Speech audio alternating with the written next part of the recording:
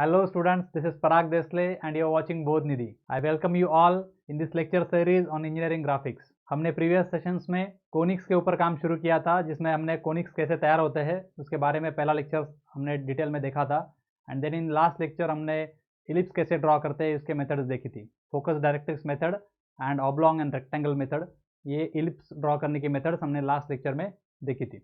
अगर आप नए हैं तो वो लेक्चर्स आप पहले देख सकते हैं, उसके बाद इस लेक्चर में आएंगे तो बेटर समझेगा, ठीक है। अगर आपने अभी तक हमारा यूट्यूब चैनल बोध निधि सब्सक्राइब नहीं किया है तो सब्सक्राइब कीजिए, वीडियोस को लाइक कीजिए, अपने दोस्तों के साथ शेयर भी कीजिए, आपके फीडबैक हमें कमेंट सेक्शन में जरूर पहुंचाइए। और अगर आप हमारे ऐप पे अगर ये लेक्चर देख रहे हैं तो ऐप में भी इसको लाइक करना है, ठीक है।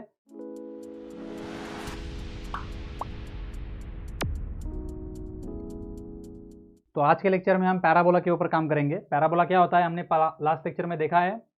डबल नैप कोन को हम अगर इंक्लाइन प्लेन से कट करते हैं और वो इंक्लाइन प्लेन कैसा होना चाहिए, वो जनरेटर को पैरेलल होना चाहिए, तब क्या तैयार होता है, पैराबोला तैयार होता है, जिसका मॉडल से मैंने समझाया था। ये अगर कोन को हम जनरेटर को पैरेलल प्लेन से अगर कट करते हैं तो जो शेप हमें मिलता है उसे क्या बोलते हैं, पैराबोला बोलते हैं, ठीक है ना। इसका दूसरा डेफिनेशन भी हमने जब मैंने इलिप्स पढ़ाया था तब बताया था, क्या था, जैसे मैंने अभी अभी जो बताया कि भाई पैराबोला कब तैयार होगा, जब लाइन जनरेटर को पैरेलल होगा। तो ये येलो शेप में आपको दिख रहा है, ये कर्व कोन है, पैराबोला है।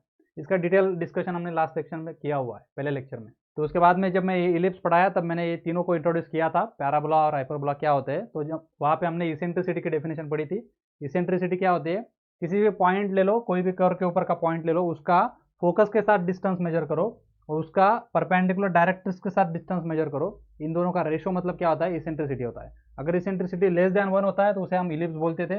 इसेंट्रिसिटी अगर इक्वल टू 1 होता है, ये मैंने बोला था लास्ट लेक्चर में, कि जब भी पॉइंट का फोकस के साथ जो डिस्टेंस है ये वाला और पॉइंट का डायरेक्ट्रिक्स के साथ जो डिस्टेंस है ये वाला, ये दोनों जब सेम रहेंगे तो उसे क्या बोलते हैं, पैराबोला बोलते हैं। तब इसेंट्रिसिटी रेशो 1 हो जाएगा, इसलिए उसका इसेंट्रिसिटी क्या रहेगा, 1 रहेगा। अभी आप यहाँ पे भी देखो, ये डिस्टेंस और ये डिस्टेंस क्या है, सेम है, तो उसे हम बोलेंगे पैराबोला। ऐसे सारे पॉइंट्स का अगर लोकस हम ट्रेस करते हैं तो उसे पैराबोला बोला जाता है, ठीक है।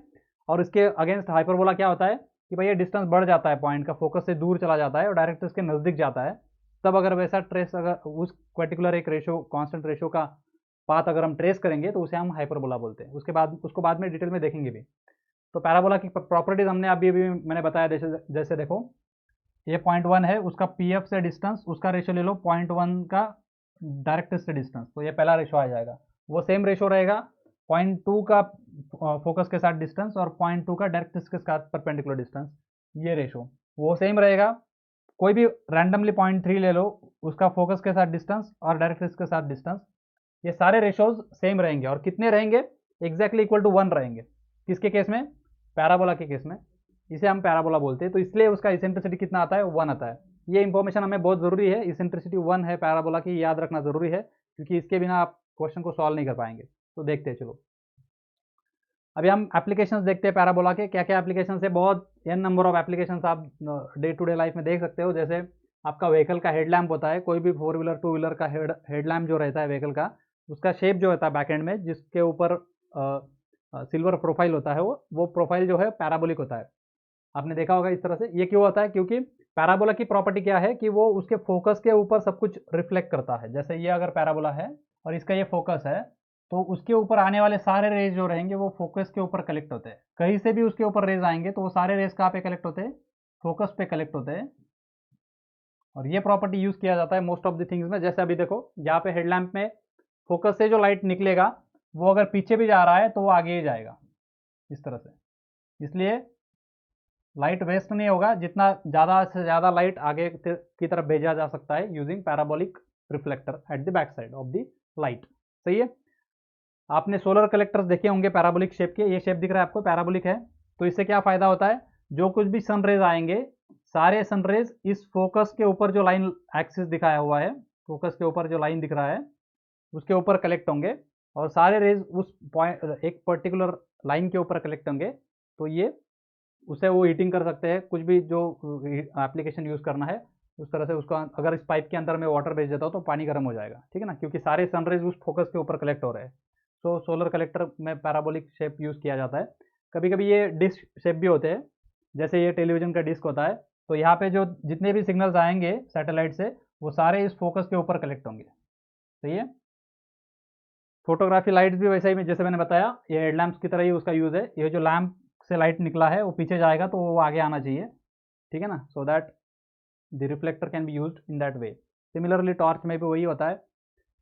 जैसे आप अगर प्रोजेक्टाइल आप पाथ देखा होगा कि कोई अगर बंडू भाई है हमारे, बंडू भाई अगर इस बॉल को किक कर रहे हैं, बंडू भाई जानते हैं आप, वो अगर इस बॉल को किक कर रहे हैं तो क्या होगा, वो बॉल जो पाथ फॉलो करेगा वो पैराबोलिक होता है। तो इसे बोलते हैं प्रोजेक्टाइल पाथ। हम इसको डायनामिक्स में देखने वाले हैं, प्रोजेक्टाइल मोशन क्या होता है डिटेल में देखेंगे उस टाइम पे, उसका मैथमेटिकल इक्वेशन भी पढ़ेंगे।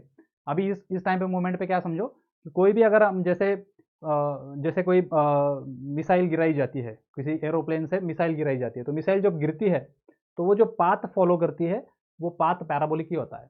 जैसे अगर बम गिराए जाते हैं या कोई तोप होती है, वो तोप क्या करती है, एक बारूद का गोला फेंकती है, तो वो भी क्या करती है, पैराबोलिक पाथ से ही आता है। अगर आप थ्रो कर रहे हो, कोई क्रिकेटर अगर फील्डर है, बॉल उसने पकड़ा और वो किसके ऊपर किसको दे रहा है, विकेट कीपर की तरफ थ्रो कर रहा है, तो बॉल जो पाथ फॉलो करेगा वो पैराबोलिक होगा। अगर वीरेंद्र सहवाग ने सिक्स मार दिया तो सिक्स जो फॉलो करता है पाथ, आपने बहुत बार टेलीविजन में देखा होगा, क्रिकेट हम जब देखते हैं तो वो पाथ की ट्रेजेक्टरी हमें बॉल की दिखती है, वो ट्रेजेक्टरी का आप देखोगे तो पैराबोलिक होती है, ठीक है ना। वो पैराबोला ही क्यों फॉलो करती है, प्रोजेक्टाइल मोशन पैराबोलिक पाथ क्यों फॉलो करता है, ये हम बाद में देखेंगे जब हम डायनामिक्स पढ़ेंगे, ठीक है। सो ये these are n number of applications of the parabola. तो हम देखते हैं अभी उसका ड्रॉ कैसे करेंगे। तो ड्रॉ करने के लिए हमारे पास दो मेथड्स है, आपके सिलेबस में, मोस्ट ऑफ द सिलेबस में ये दो मेथड्स में पैराबोला ड्रॉ करने के लिए एक्सपेक्ट किया जाता है। तो पहला मेथड हमने ऑलरेडी पढ़ चुके हैं, ये दोनों मेथड्स हम ऑलरेडी पढ़ चुके हैं, कुछ खास डिफरेंस नहीं है, थोड़ा बहुत डिफरेंस है वो हम अब समझ लेंगे, ठीक है।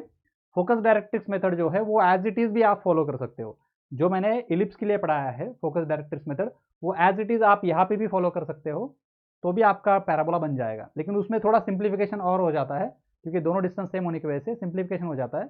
तो वो जो सिंप्लीफाइड फॉर्म है वो मैं अभी पढ़ाऊंगा, उसको उससे ड्रॉ करोगे तो फास्ट हो जाएगा, ठीक है। और रेक्टेंगुलर मेथड में भी सिंप्लीफिकेशन है थोड़ा, बिकॉज इट इज पैराबोला। तो देखते हैं वन बाय वन। तो चलो पहला देखते हैं क्या है, क्वेश्चन से ही हम शुरू करेंगे बिना डिस्क्राइब किए डायग्राम को, क्योंकि मैंने ऑलरेडी इसका डिस्क्रिप्शन पिछले लेक्चर में दिया हुआ है। तो हम डायरेक्ट ड्रॉ करना शुरू करेंगे। आपके पास जो ड्राइंग इंस्ट्रूमेंट्स है, जो नोटबुक आपकी है आपके पास रखिए, ठीक है। आपको सीधा बैठना है, स्क्रीन सामने रखना है, जब लगे तो पॉज कर लेना है। स्क्रीन का अगर मोबाइल में देख रहे हो तो टाइम आउट सेट करके रखो, सो दैट आपका वो स्क्रीन जब पॉज करोगे तो बंद नहीं होगा। टाइम आउट 30 मिनट से ज़्यादा सेट करो, सो दैट आपका पूरा लेक्चर एक ही तरह से आप कंप्लीट कर सको, नहीं तो बार बार वो बंद होता रहेगा, तो आपको फिर से उसको अनलॉक करना पड़ता रहेगा। उससे अच्छा है कि आप उसका टाइम आउट जो है वो टाइम बढ़ा दो। चलो पढ़ते हैं क्या है, draw parabola bye focus directrix method if the focus is 60 mm from the directrix. अभी मुझे इसको शुरू करने से पहले मैं बता देता हूँ क्या क्या केसेस के न्यूमेरिकल्स हो सकते हैं। इसमें 3 केसेस के न्यूमेरिकल्स हो सकते हैं, 3 या 2 ही बोल सकते हैं आप। जिसमें क्या रहेगा कि आपको डिस्टेंस दिया रहेगा। अभी क्या क्या पॉइंट्स होते हैं बताओ मुझे, याद करो। कहाँ से शुरुआत होती है, डायरेक्ट्रिक्स होती है, ये डायरेक्ट्रिक्स का लाइन होता है। वहां से पहला पॉइंट कौन होता है, कर्व के ऊपर का सबसे पहला पॉइंट, इलिप्स के बारे में हमने पढ़ा था। और उसके बाद में कौन होता है, फोकस होता है। तो कितने पॉइंट्स है, 3 ही पॉइंट्स है। और इस केस में तो क्या है, ये डिस्टेंस और ये डिस्टेंस हमेशा सेम होने वाला है, ठीक है। तो हमें अगर इंफॉर्मेशन देनी है क्वेश्चन में तो क्या देंगे, वो इंफॉर्मेशन पहला केस देंगे कि भाई डी का डायरेक्ट्रिक्स का फोकस के साथ डिस्टेंस पूरा दे देंगे। इतना इंफॉर्मेशन सफिशिएंट है क्या बताओ। अगर ये समझो 50 mm दे दिया, जैसे इस क्वेश्चन में कितना दिया है भाई, इस क्वेश्चन में 60 mm दिया है, चलो 60 mm ले लेते हैं। तो 60 mm देना ये इंफॉर्मेशन सफिशिएंट है क्या, बोला है कि आपका डायरेक्ट्रिक्स और फोकस के बीच का डिस्टेंस 60 mm है और पैराबोला ड्रॉ कीजिए, इतना इंफॉर्मेशन सफिशिएंट है क्या, ऑफकोर्स सफिशिएंट है। क्यों, क्योंकि हमें पता है इसेंट्रिसिटी हर पैराबोला की इसेंट्रिसिटी क्या होती है, 1 होती है, तो उसको स्पेसिफाई करने की जरूरत नहीं है। मतलब क्या, हर बार अगर ये टोटल डिस्टेंस 60 mm है तो आपका पॉइंट इसके मिड पॉइंट पे आएगा, मतलब 30 mm इधर से 30 mm इधर से, इस लाइन के सेंटर पे आपका मिड पॉइंट आने वाला है हर बार। क्यों, क्योंकि आपका इसेंट्रिसिटी 1 है, this distance divide by this distance is 1।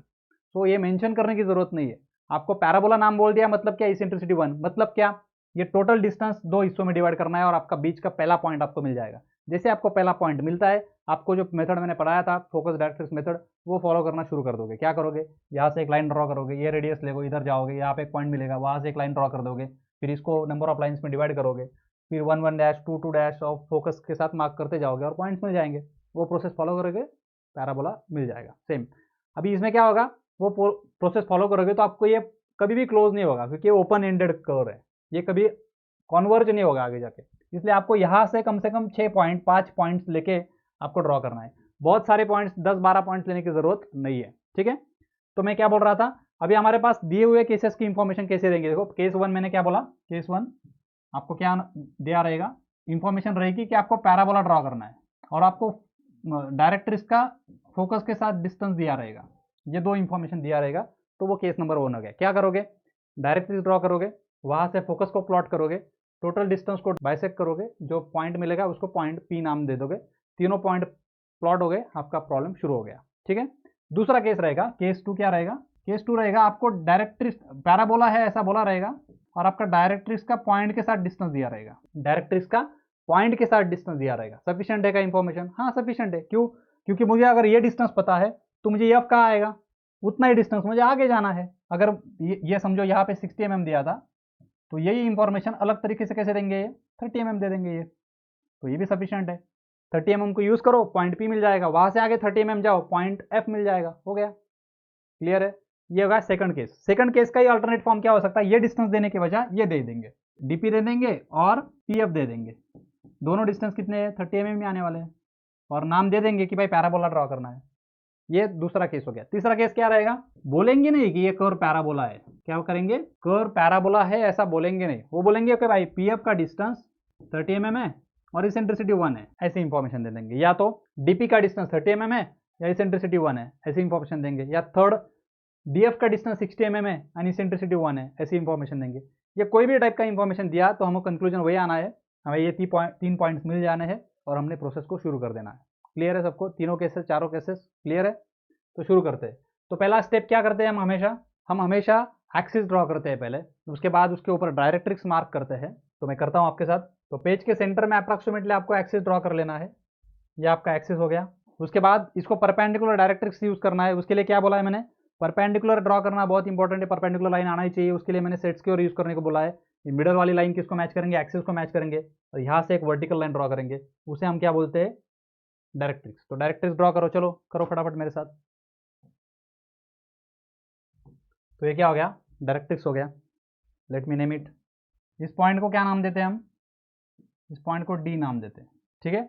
अभी यहां से क्या करेंगे, हमें पॉइंट पी का लोकेशन चाहिए और पॉइंट एफ का लोकेशन चाहिए। कितना टोटल डिस्टेंस है, डिस्टेंस गिवन क्या है, write down given properly. It's focus is 60 mm from the directrix, मतलब फोकस का पॉइंट से डिस्टेंस कितना रहेगा 30 mm, और पॉइंट का डायरेक्ट्रिक्स से डिस्टेंस कितना रहेगा 30 mm। क्यों भाई, क्योंकि ये पैराबोला है तो उसका इसेंट्रिसिटी कितना होता है 1 होता है, क्लियर है। सो स्टार्ट, यहाँ से कितना जाओगे आगे 30 mm, उसको नाम दोगे पॉइंट, वहां से आगे जाओगे फोकस 30 mm, ठीक है। करो फटाफट। तो मैंने ये 30 mm पे एक पॉइंट मार्क किया, 60 mm पे एक पॉइंट मार्क करेगी, ये मेरा क्या हो गया, पॉइंट हो गया, ये मेरा फोकस हो गया। This is my first point and this is my focus. अब हम नेक्स्ट स्टेप क्या करते थे, हमेशा यहाँ से एक परपेंडिकुलर लाइन ड्रॉ करते थे, ये रेडियस लेते थे और यहाँ पे जाते थे और यहाँ से एक लाइन को ड्रॉ करते थे। ये प्रोसेस यहाँ पे ऑप्शनल है, ये प्रोसेस भी आप कर सकते हो, इस मेथड से भी आप कर सकते हो। उससे आसान शॉर्टकट क्या है, यहाँ पे ये डिस्टेंसेस सेम होने की वजह से हमें वो करने की जरूरत नहीं, वो स्केल बिल्ड करते थे हम, वो स्केल अब बिल्ड करने की जरूरत नहीं, उतना टेंशन मत लो, मैं जो बोल रहा हूँ उतना करो। क्या करेंगे हम, यहाँ से अप्रोक्सीमेटली 5 से 6 पॉइंट, ज्यादा नहीं करने, 5 से 6 पॉइंट, मतलब इनके बीच में 3 पॉइंट आने दो, उसके बाद 2 पॉइंट्स आने दो, मतलब कितने हो जाएंगे टोटल, 1 2 3 4 5, 5 पॉइंट सफिशिएंट है। तो इक्वी डिस्टेंस ले लो, तो अगर यहाँ पे कितना डिस्टेंस है टोटल 30 mm है, तो अभी मैं क्या करता हूँ, 1-1 सेंटीमीटर पे एक पॉइंट लगाता हूँ। तो पहला मैंने 1 सेंटीमीटर पर लिया, दूसरा 2 पे, तीसरा मतलब आपका फोकस ही आ जाएगा, ठीक है, चौथा एंड पांचवा, 5 पॉइंट सफिशिएंट है, ओके। नाउ उसके बाद हम क्या करते हैं, इन 5 पॉइंट्स में से वर्टिकल लाइंस ड्रॉ करते हैं। तो वर्टिकल लाइंस ड्रॉ करो, कैसे यूज करोगे, क्या यूज करोगे, सेट स्क्वायर को यूज करना है, बताया मैंने कैसे करना है, स्क्रीन के ऊपर आप सेट स्क्वायर देख पा रहे होगे, उस तरह से सेट स्क्वायर को सेट करना है और फिर वर्टिकल लाइंस को ड्रॉ करना है। Draw vertical lines from this points, approximately 5 to 6 lines has to be there, 5 से 6 लाइन सफिशिएंट है, करो मेरे साथ। हो गया यहाँ तक। अभी क्या करेंगे, इनको नंबर्स देंगे। तो मैं पहले लाइन को नंबर 1 देता हूँ, दूसरी को 2, तीसरा मेरा एफ ही है, फिर भी दे देता हूँ 3, 4th एंड 5th। वहाँ पे हम क्या करते थे, ऊपर भी एक पॉइंट ढूंढते थे, तो 1 1 2 2 डैश देते थे। इस तरह भी यहाँ पे करने की जरूरत नहीं, क्योंकि यहाँ पे हमने एक ही नंबर को ढूंढा है, ठीक है, इतना ही सफिशिएंट है। पहला काम क्या करोगे, डायरेक्ट्रिक्स से पॉइंट 1 का डिस्टेंस ढूंढोगे। कैसे लोगे? कंपास यूज करना है, कंपास यूज करके डायरेक्ट्रिक्स का पॉइंट 1 से डिस्टेंस ढूंढना है। देखो डायरेक्ट्रिक्स का पॉइंट 1 से डिस्टेंस मैंने कंपास में लिया, कहाँ जाऊंगा? फोकस के ऊपर जाऊंगा, फोकस के ऊपर गया और लाइन 1 1 पे ऊपर और नीचे कट करूंगा। देखो फोकस से मैं क्या कर रहा हूं, लाइन 1 के ऊपर ऊपर और नीचे कट कर रहा हूं। कहां से? फोकस से किया। अब नेक्स्ट स्टेप क्या रहेगा, गेस करो। डायरेक्ट्रिक्स से हमें पॉइंट 2 तक जाना पड़ेगा। डायरेक्ट्रिक्स से मैंने पॉइंट 2 तक का डिस्टेंस कंपास में लिया, डायरेक्ट्रिक्स से पॉइंट 2 तक का। कहां पे जाऊंगा? फिर से फोकस के पास जाऊंगा, फोकस के ऊपर रखा। किसके ऊपर कट करूंगा? लाइन 2 पे ऊपर और नीचे कट करूंगा। लाइन 2 पे ऊपर कट किया, नीचे कट किया। अब कहां जाऊंगा? डायरेक्ट्रिक्स से पॉइंट 3 तक, मतलब फोकस तक। डायरेक्ट्रिक्स से पॉइंट 3 तक मतलब फोकस तक गया। फिर से कहा जाऊंगा? फोकस के ऊपर पॉइंटर रखूंगा। फोकस की जो लाइन है मतलब पॉइंट 3 की लाइन, लाइन 3, उसके ऊपर ऊपर एक मार्क करूंगा, नीचे एक मार्क करूंगा। अब नेक्स्ट क्या रहेगा? डायरेक्ट्रिक्स के पास जाऊंगा, वहां से पॉइंट 4 तक का डिस्टेंस मेजर करूंगा। डायरेक्ट्रिक्स से पॉइंट 4 तक का मेजर किया कंपास में।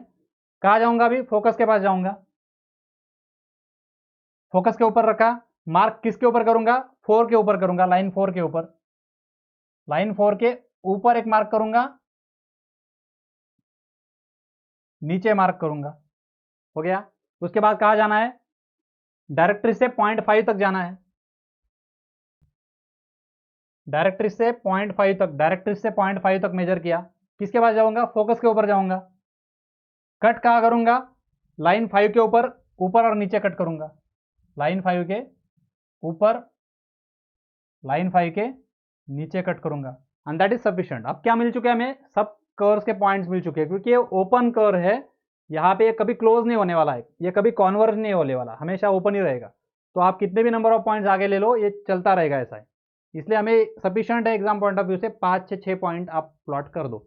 हमारा पहला पॉइंट ऑलरेडी मिल चुका है, तो ये दूसरा, तीसरा, चौथा, पांचवा और छठा, 6 पॉइंट्स तक आप कर्व एस्टेब्लिश कर सकते हो। इन सब पॉइंट्स को अभी क्या करेंगे? पिन करेंगे। पिन कैसे करना है मैंने बताया है, कंपास के मेटल पॉइंटर से पेज के अंदर पिन करना है। Got it? अभी हमको क्या करना है? इसको स्मूथ कर्व से ज्वाइन करना है। स्मूथ कर्व कहां से ज्वाइन करोगे? फ्रेंच कर्व यूज करके स्मूथ कर्व को ज्वाइन करना है। फ्रेंच कर्व नहीं परचेस किया है तो परचेस करो। अगर आपने ओमेगा का सेट स्क्वायर का पेयर लिया होगा, ओमेगा कंपनी का सेट स्क्वायर का पेयर लिया होगा, तो इसके साथ जो दूसरा पेयर आता है उसके अंदर भी फ्रेंच कर्व है। अगर आपने ऑब्जर्व किया होगा 3060 का जो सेट स्क्वायर है उसके इसके अंदर ऐसा कुछ फ्रेंच कर्व आते हैं, ठीक है, उनको भी यूज कर सकते हो आप। ठीक है, now join them with the French curve.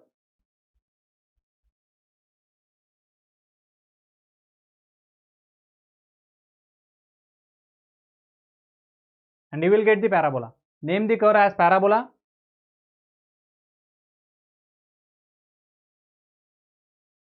So that is the most simplest curve of all. सबसे आसान कर्व है ड्रॉ करने के लिए parabola.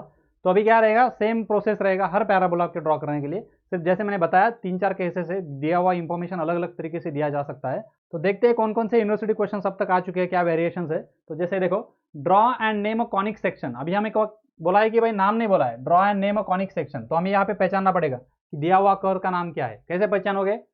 When the eccentricity ratio is 1, मतलब इसका मतलब E1 दिया है।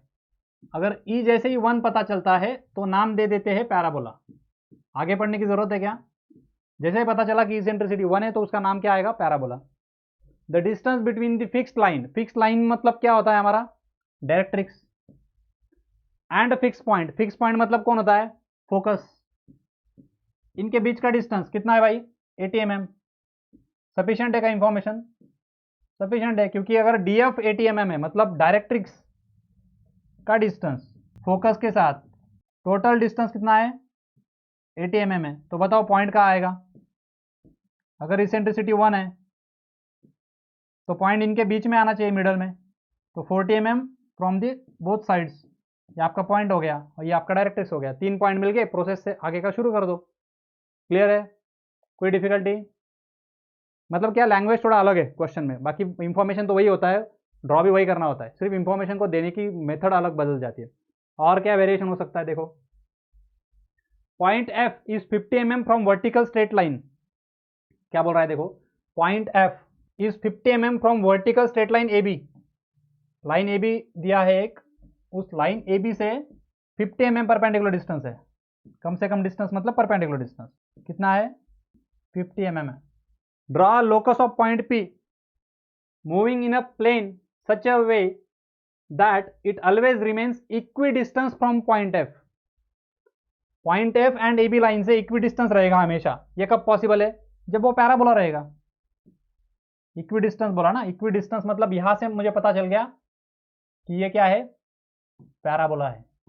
इक्वी डिस्टेंस मतलब क्या, इसेंट्रिसिटी 1, तो टोटल डिस्टेंस 50 है तो 25 बाकी प्रोसेस शुरू कर दो सेम, जैसे मैंने बताया मेथड अलग है इंफॉर्मेशन देने का, ड्रॉ करने का मेथड वही है। तो ये आपको होमवर्क को कंप्लीट करना है, ठीक है, जितने भी मैंने वेरिएशंस बताए इनको आप होमवर्क को कंप्लीट कीजिए, सो दैट आपका फोकस डायरेक्ट्रिक्स मेथड का पूरा प्रैक्टिस हो जाएगा। अब नेक्स्ट मेथड जो है पैराबोला ड्रॉ करने का, वो रेक्टेंगुलर या ऑब्लॉन्ग मेथड है, जिसको मैं एक एग्जांपल लेके ही समझा देता हूँ। कुछ खास वेरिएशन नहीं है, जैसे हमने इलिप्स ड्रॉ करने के लिए रेक्टेंगुलर और ऑब्लॉन्ग मेथड यूज किया था, उसी तरह से करना है। A ball thrown in air attends 100 mm height and covers a horizontal distance of 150 metre on the ground. क्या है बताओ, एक बॉल को थ्रो किया है, थ्रो करने की वजह से जो जाएगा तो मैक्सिमम हाइट उसने कितना अटेंड किया है ग्राउंड से, 100 mm, और यहाँ से जहाँ से थ्रो किया वहाँ से हॉरिजॉन्टल डिस्टेंस कितना अटेंड किया है, 150 मीटर। तो मतलब कैसे आएगा, देखो यहाँ से मैंने अगर बॉल को थ्रो किया है तो वो प्रोजेक्टाइल पाथ फॉलो करेगा, दैट इज पैराबोला। तो वो बोल रहे हैं कि यहाँ से अगर मैंने उसको, तो ये ग्राउंड से मैंने वो कितना डिस्टेंस अटेंड कर रहा है, मैक्सिमम 100 मीटर, और जहाँ से फेंका है वहाँ से ग्राउंड को हिट करेगा तो हॉरिजॉन्टली कितना डिस्टेंस कवर कर रहा है, 150 मीटर। तो मतलब यहाँ पे अभी फोकस का इंफॉर्मेशन नहीं दिया है, डायरेक्ट्रिक्स का इंफॉर्मेशन नहीं दिया है, सिर्फ बोला है कि भाई ऐसा है कुछ बॉल है जो फेंक दिया है, तो हमें पता होना चाहिए कि बॉल फेंकने के बाद में वो कौन सा पाथ ट्रेस करता है। तो हमें पता है वो क्या करता है, प्रोजेक्टाइल पाथ ट्रेस करता है, और प्रोजेक्टाइल क्या होता है, पैराबोला होता है। तो हमें पता चल गया कि भाई ये पैराबोलिक पाथ फॉलो करेगा। तो कितना मैक्सिमम डिस्टेंस उसने कवर किया वर्टिकली, 100 मीटर हाइट तक पहुंचा था वो मैक्सिमम, और कितने डिस्टेंस पे जाके गिरा वो, 150 मीटर आगे जाके गिरा ग्राउंड पे। तो horizontal distance 150 meter, vertical distance 100 meter. तो यहाँ पे मुझे बताओ एक्सिस कहाँ है, observe this parabola and tell me where is axis.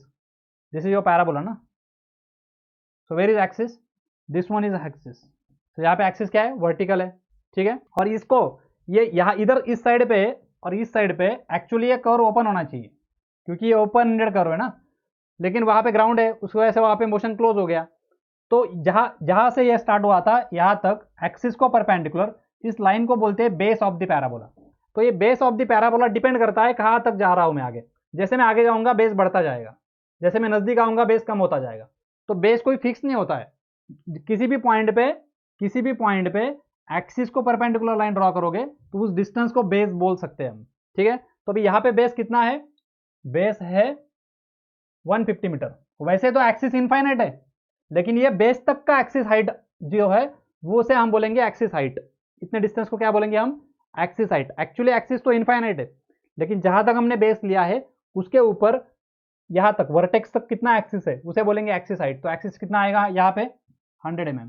तो ये दो इंफॉर्मेशन हमें यहाँ से मिल गई, and that is sufficient to draw a parabola using rectangular और ऑब्लॉन्ग मेथड। तो हमेशा हमें क्या होना चाहिए, हमारे पास बेस का लेंथ होना चाहिए और एक्सिस का हाइट होना चाहिए। ये दो इंफॉर्मेशन अगर हमारे पास है तो हम पैराबोला को ऑब्लॉन्ग या रेक्टेंगुलर मेथड से ड्रॉ कर सकते हैं। जैसे आपको याद होगा, अगर इलिप्स हमें ड्रॉ करना होता है तो हमें क्या चाहिए होता है इलिप्स के लिए, ये माइनर एक्सिस का लेंथ पता होना चाहिए होता है और ये मेजर एक्सिस का लेंथ पता होना चाहिए होता है, और ये फिक्स होता है क्योंकि क्या, इलिप्स एक क्लोज्ड कर्व है तो उसके minor axis and major axis कभी बदलेंगे नहीं। लेकिन ये पैराबोला ओपन एंडेड कर्व होने की वजह से उसका बेस बदल सकता है, तो जैसे बेस बदलेगा उसका हाइट एक्सिस हाइट भी बदल सकता है, ठीक है ना। तो एक पर्टिकुलर बेस के लिए एक पर्टिकुलर एक्सिस हाइट रहेगा। ये दोनों इंफॉर्मेशन अगर मुझे दी हुई है तो मैं इसको रेक्टेंगुलर मेथड से ड्रॉ कर सकता हूँ।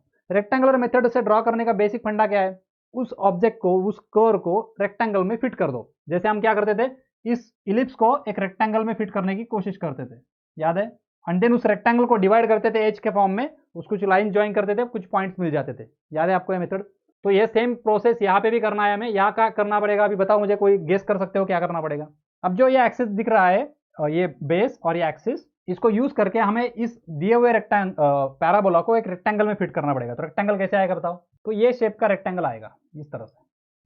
तो ये रेक्टेंगल में हमने क्या किया, दिए हुए पैराबोला को फिट करने की कोशिश की। मतलब क्या, हमें अभी शुरू कहाँ से करना पड़ेगा, हमें 150 mm का लेंथ और 100 mm, मतलब अभी हमें इसका स्केल लेना पड़ेगा ना। 150 मीटर थोड़े आप ड्रॉ कर पाओगे ड्राइंग नोटबुक के ऊपर, इसलिए उसके लिए क्या लेना पड़ेगा, आपको स्केल लेना पड़ेगा। तो हम स्केल क्या, आसान से आसान स्केल क्या रहेगा, 1 metre is same as 1 mm।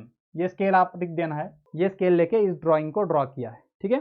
तो क्या करना पड़ेगा, 150 mm डिस्टेंस हॉरिजॉन्टल लेना पड़ेगा, 100 mm वर्टिकल डिस्टेंस लेना पड़ेगा, 100 बाय 150 का एक रेक्टेंगल बनाना पड़ेगा यहाँ पे। चलो बनाते हैं। तो अभी मैं रेक्टेंगल यहाँ से बॉटम से शुरू करूंगा। तो एक बॉटम में, ड्राइंग के नोटबुक के बॉटम में एक लाइन ड्रॉ करो, वहां से 100 mm ऊपर जाएंगे, इस साइड पे 150 mm जाएंगे। तो मैंने यहाँ पे 150 mm का एक हॉरिजॉन्टल लाइन तैयार कर लिया। उसका मिड पॉइंट भी मुझे लगेगा, तो मिड पॉइंट अभी से मार्क करके रखो। 150 mm का हॉरिजॉन्टल लाइन ले लिया, उसका मिड पॉइंट भी मार्क करके रखा। यहां से परपेंडिकुलर लाइन ड्रॉ करना है और यहां से भी एक परपेंडिकुलर लाइन ड्रॉ करना है। परपेंडिकुलर लाइन ड्रॉ करने के लिए क्या करोगे, सेट स्क्वायर को यूज करना है। यहां से एक परपेंडिकुलर लाइन और यहां से एक परपेंडिकुलर लाइन, ठीक है, कंप्लीटेड। परपेंडिकुलर लाइन की हाइट कितनी रहेगी, 100 mm, क्योंकि हमें एक्सिस हाइट कितना दिया है, 100 mm दिया है। उसके बाद इधर भी एक परपेंडिकुलर लाइन जो कि 100 mm लेंथ की रहेगी। अभी यहाँ पे गलती कहाँ करते हैं बच्चे, ये परपेंडिकुलर ठीक से ड्रॉ नहीं करते। उसके बाद ये डिस्टेंसेस प्रॉपर 100 होते नहीं है दोनों साइड पे, ठीक है ना। ये गैप भी 150 का होता नहीं है, इसलिए सब कुछ गलत हो जाता है। ये सेंटर भी ठीक से निकालते नहीं है, इसलिए प्रोपोर्शनेट आता नहीं है ड्राइंग, ठीक है। और फिर इसको ज्वाइन कर देंगे।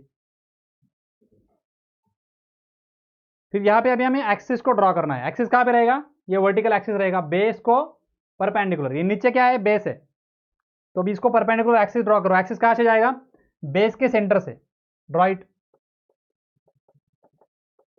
तो बेस के सेंटर से मैंने क्या किया, एक्सिस को ड्रॉ किया। तो अभी क्या करेंगे, हमें इस बेस के 10 इक्वल पार्ट्स में इसको डिवाइड करना है और इस एक्सिस हाइट को 5 इक्वल पार्ट्स में डिवाइड करना है।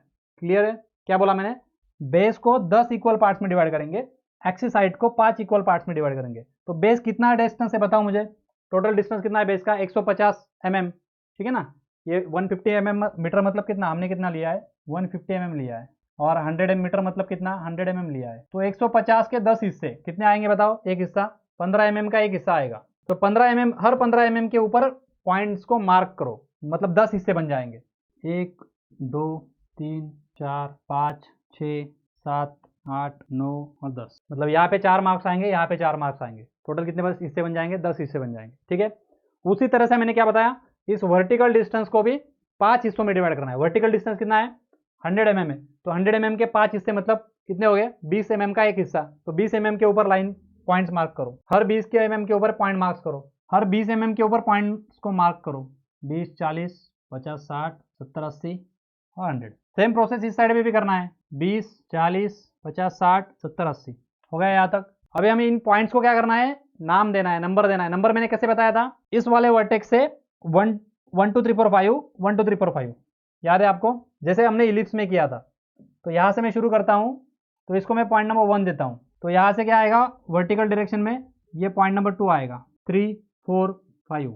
हॉरिजॉन्टली जाओ, 1 हो चुका है, तो 2 3 4 5। यहाँ से ऊपर जाना है, यहाँ से इधर जाना है, हो गए 5 पॉइंट्स।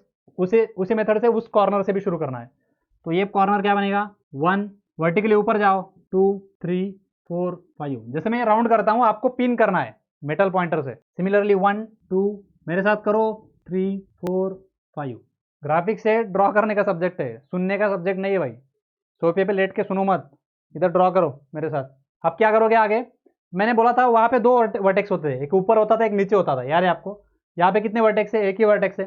तो ये वर्टेक्स के पास जाएंगे, इसको हमने नाम दिया, समझो अगर इस वर्टेक्स को नाम देता हूँ मैं V1 और इसको V2 नाम देते थे हम, ठीक है ना। तो ये कौन सा होता था, V3 होता था।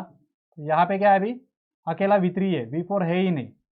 तो अब क्या पे जाएंगे, V3 के पास जाएंगे। V3 से हम क्या करते थे, इस तरह से लाइंस को ज्वाइन करते थे, याद है आपको। सेम प्रोसेस करना है। अभी पॉइंट नंबर 1 तो मिल चुका है, V3 से अभी पॉइंट नंबर 2 को ज्वाइन करेंगे, फिर V3 से पॉइंट नंबर 3 को ज्वाइन करेंगे, फिर V3 से पॉइंट नंबर 4 को ज्वाइन करेंगे, एंड V3 से पॉइंट नंबर 5 को ज्वाइन करेंगे। सिमिलर प्रोसेस उस साइड पे करेंगे, V3 से पॉइंट नंबर 2 को ज्वाइन करेंगे, V3 से पॉइंट नंबर 3 को ज्वाइन करेंगे, V3 से पॉइंट नंबर 4 को ज्वाइन करेंगे और V3 से पॉइंट नंबर 5 को ज्वाइन करेंगे। अभी वर्टेक्स 3 का काम खत्म हो गया। अब किसके पास जाते थे हम? वर्टेक्स 4 के पास जाते थे, जो कि है नहीं। फिर आएंगे बीच में। अभी हमें सिंपल काम है, इसमें बहुत आसान है। इसमें क्या करने का, ये पॉइंट नंबर 2 को वर्टिकली अपवर्ड प्रोजेक्ट करने का पॉइंट लाइन नंबर 2 तक, पॉइंट नंबर 3 को प्रोजेक्ट करने का लाइन नंबर 3 तक, पॉइंट नंबर 4 को लाइन नंबर 4 तक, पॉइंट नंबर 5 को लाइन नंबर 5 तक। सिमिलर प्रोसेस उधर भी करना है। तो वर्टिकली प्रोजेक्शन शुरू करो। चलो, इसके लिए क्या लगेगा अगेन बताता हूँ। सेट स्क्वायर के बिना ये होगा नहीं। सेट स्क्वायर अगर नहीं है तो ये गलत हो जाएगा। इस तरह से हर लाइन ये बेस को परपेंडिकुलर होनी चाहिए। तो यहाँ से परपेंडिकुलर परपेंडिकुलर परपेंडिकुलर परपेंडिकुलर, ठीक है। Start it now. पॉइंट 2 से वर्टिकली अपवर्ड, पॉइंट 3 से वर्टिकली अपवर्ड, कहाँ तक? लाइन नंबर 3 तक। पॉइंट 4 से लाइन नंबर 4 तक vertically upward projection, line number 4 तक। पॉइंट 5 से लाइन नंबर 5 तक। ओके, सिमिलर प्रोसेस उस साइड पे रिपीट करो। 5 से शुरू करो चाहिए तो, 5 से 5 तक। फिर लाइन नंबर पॉइंट नंबर 4 से लाइन नंबर 4 तक, वेरी सिंपल। पॉइंट 3 से लाइन नंबर 3 तक, करो मेरे साथ। पॉइंट नंबर 2 से लाइन नंबर 2 तक, हो गया। पॉइंट नंबर 1 और 1 इधर तो मिल चुके हैं दोनों ऑलरेडी। बहुत सारे यहाँ पे यह भी फॉलो किया जाता है, नंबरिंग यहाँ से शुरू की जाती है, 1 2 3 and 4। That is also right, that is fine. Okay, वो गलत नहीं है। 1 2 3 4, that is also okay. I start with this number so that 1 2 3 4 5, 1 2 3 4 5. Okay, so now you have to pin these points. We have got our parabola. अब जो सिर्फ join करना है, तो पॉइंट्स को पिन करो and let us join that. These are the points. तो ये पॉइंट नंबर 1 तो यहाँ पे ऑलरेडी है, पॉइंट नंबर 2 आएगा, पॉइंट नंबर 3 4 5, फिर वर्टेक्स 3 ऑलरेडी हमारे पास है। फिर यहाँ से फिर से 5 का 5 इंटरसेक्शन का 5 पॉइंट नंबर, ये 4 3 वाला 2 वाला, and then finally point vertex V2। अभी इन सारे पॉइंट्स को क्या करना है? स्मूथ कर्व से ज्वाइन करना है, जैसे हम करते हैं फ्रेंच कर्व यूज करके। सो join it with smooth curve.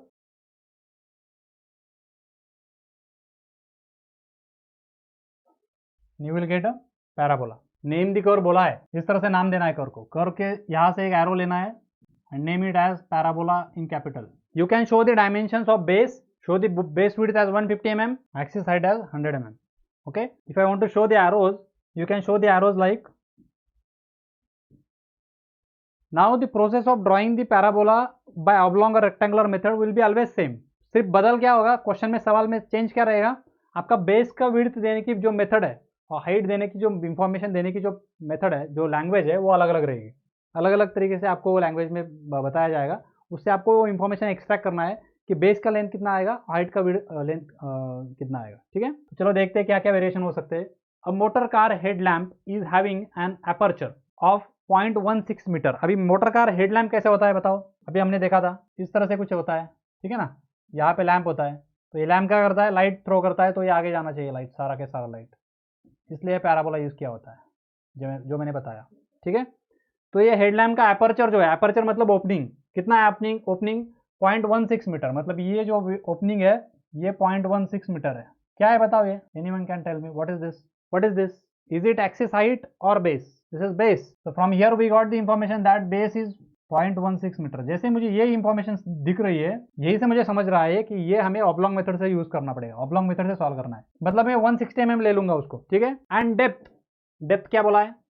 मतलब जहां से लाइट है वहां से अंदर कितना डेप्थ है। ये लाइट का पॉइंट है, फोकस का पॉइंट, वहां से अंदर कितना डेप्थ है। कितना डेप्थ बोला है उसने? 0.115 मीटर, मतलब ये वाला। तो ये क्या है बताओ? ये एक्सिस हाइट है, तो axis is how much? 0.115 metre, that is 115 mm। तो स्केल लेने की भी जरूरत नहीं है। अगर 16 सेंटीमीटर और 11 सेंटीमीटर आपके नोटबुक में बैठ रहा है तो डायरेक्ट ही आप ड्रॉ कर सकते हो, और आंसर पेपर में तो बैठ ही जाएगा, ठीक है ना। तो क्या करना पड़ेगा इसको? ये अभी ऐसा दिखाया मैंने, एक्चुअली हमें ड्रॉ करते टाइम पे इसको इस तरह से करना है। तो मतलब ये इस तरह से हो जाएगा। तो ये ओपनिंग हो गया। ओपनिंग कितना आएगा? 160 mm, और हाइट कितना आएगा?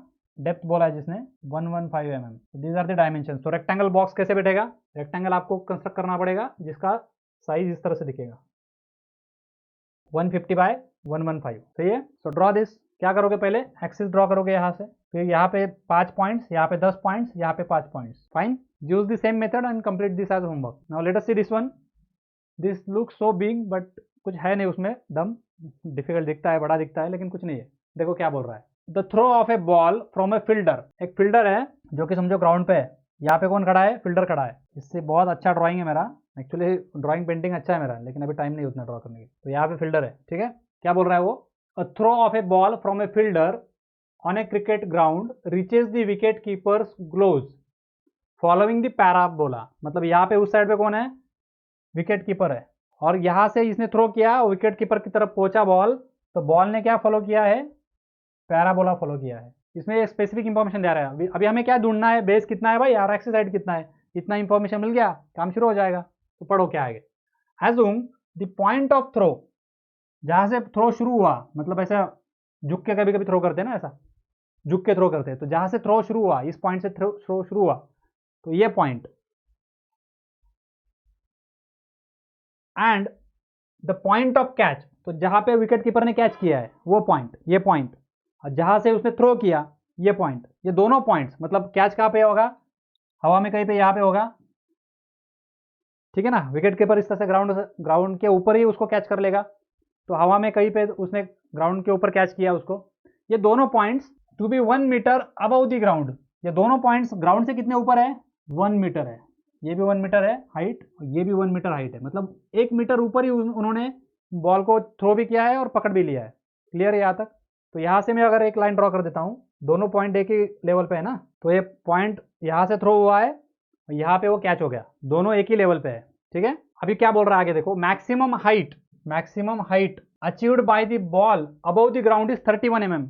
कितना हाइट अटेन कर रहा है वो, हाइट अचीव कर रहा है, ग्राउंड से बताया 31 मीटर ग्राउंड से। Draw the path of the ball if the radial distance between the fielder and the wicket keeper is 75 metre. मतलब यहाँ से यहाँ तक कितना है भाई, 75 मीटर हॉरिजॉन्टल डिस्टेंस। और हमें को अभी पाथ ट्रेस करने को बोला है, क्या समझेगा यहाँ से, बताओ मुझे क्या आएगा, बेस कितना आएगा और एक्सिस साइड कितना आएगा। ये दो इंफॉर्मेशन आपको मिल जाता है तो प्रॉब्लम सॉल्व हो गया। तो बताओ मुझे कितना आएगा बेस और कितना आएगा एक्सिस साइड। बेस तो सबको क्लियर हो गया होगा, कितना है 75 मीटर, तो बेस तो 75 मीटर है, मतलब 75 mm ले लो आप, scale 1 metre is equal to 1 mm। Axis side कितना है बताओ मुझे। अभी हमें यहाँ से बॉल शुरू हुआ है, यहाँ पे खत्म हो गया, तो यहाँ से ऊपर एक्सिस साइड कितना है, नीचे 1 मीटर है ना, ये कितना है 1 मीटर, तो ऊपर कितना बचा ये 31 माइनस 1 30 मीटर, तो हमारा एक्सिस का हाइट कितना हो गया 30 मीटर। तो इतना सा चीज़ था, उसको देने के लिए इतना 4-5 लाइन लिख के रखा, दिमाग का दही कर दिया ठीक है ना, है आसान कुछ नहीं उसमें। आपको हॉरिजॉन्टली 75 मीटर लेना है, वर्टिकल जो एक्सिस हाइट है वो 30 मीटर लेना है, और पैराबोला को ड्रॉ करना है, जैसे ऑब्लॉन्ग मेथड रेक्टेंगुलर मेथड मैंने पढ़ाया उस तरह। आगे बढ़ो, construct a parabola bye rectangular method if the base is 60 mm। अभी ये बेस 60 mm बोल रहा है, and axis height is 80 mm। यहाँ से ऊपर 80 mm जाना है, तो वर्टिकली इस तरह से आएगा, तो थोड़ा लंबा है, तो इस तरह से पैराबोला आएगा, ठीक है। ये कितना बोला है 80 mm बोला है। कभी कभी गलत फहमी क्या हो जाती है, हमें लगता है बेस हमेशा बढ़ा रहेगा, ऐसा नहीं है। ठीक से पढ़ना है बेस कौन सा है और एक्सिस हाइट कौन सा है, और इस हिसाब से उसको रेक्टेंगल क्रिएट करना है। एंड देन हम हमेशा ड्रॉ करने के लिए क्या याद रखो, एक्सिस हमारा वर्टिकल होना चाहिए, बेस हमेशा बेस को हॉरिजॉन्टली रखना है, और फिर उसको स्टार्ट करना है। इंफॉर्मेशन किसी भी सीक्वेंस में दिया रहेगा तो भी हो गया ये क्लियर। अभी in this way we have covered as many possible varieties of the questions. I hope you enjoyed this. अगर आपको अच्छा लगा है तो ऐप में आप लाइक कर सकते हो वीडियो को, तो हमें पता चलेगा कि आपको अच्छा लग रहा है। अगर आप यूट्यूब पे देख रहे हो तो भी आपको लाइक करना है, शेयर करना है, सब्सक्राइब करना है, सो दैट इस तरह से अच्छा कंटेंट आपके लिए ला सकूँ। आपके फीडबैक्स अगर कमेंट सेक्शन में देते हो तो हमारे लिए वो सपोर्ट रहेगा, that will be motivation for me. Thank you, see you in the next lecture, जहाँ पे हम हाइपरबोला देखेंगे, ठीक है। See you.